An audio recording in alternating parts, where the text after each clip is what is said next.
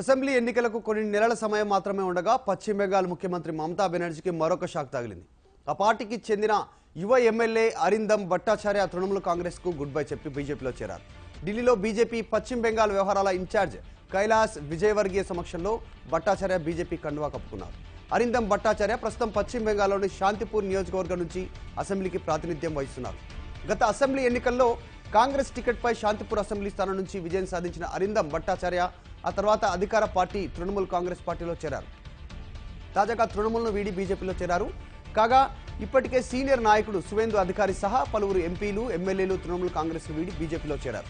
తాజాగా భట్టాచార్య కూడా పార్టీని వీడి బీజేపీలో చేరడంతో మమతకు మరొక షాక్ తగిలినట్లయింది.